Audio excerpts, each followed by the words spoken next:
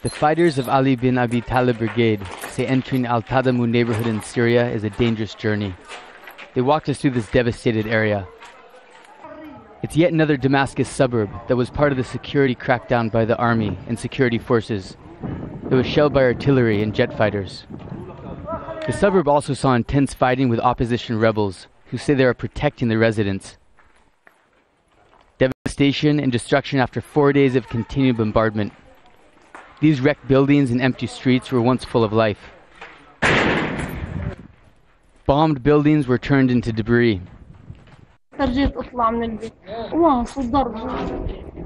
was forced to get out of the house, shooting and shelling. We almost suffocated inside, shelling and bullets. My daughter's son is sick. Look at this, they have destroyed us and left nothing for us. This resident tells us what happened.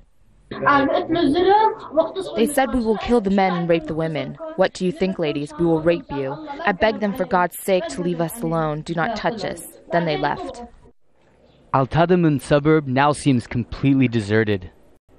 Most of the residents have run for their lives to other areas they think are safer. Some are even living out in the open. Some of the suburb's residents were buried in this public park. Mourners could not get to the graveyard. They have been besieged for days. Well, for more on this, let's talk to Robert Fisk in Beirut. He's from the UK-based newspaper, The Independent. Robert, given the UN success rate so far, is Valerie Amos likely to be able to achieve anything?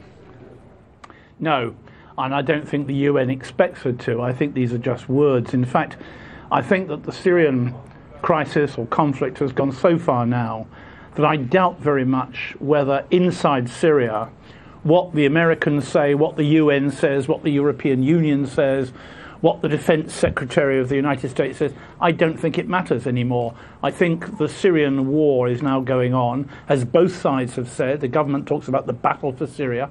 I think that's what's happening, and I think that they've lost all interest in what outside people say, except insofar as making sure that, and this applies to both sides again, they still get as much ammunition and weapons as they can.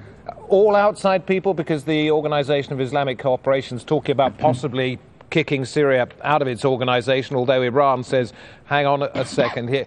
Would that make any difference? No. I think for Syria, the Arab League was always a more important institution, though given its impotence, I'm surprised that they ever thought that. But they've already been effectively chucked out of the Arab League. So I don't think the Organisation of Islamic Conference is going to make any difference.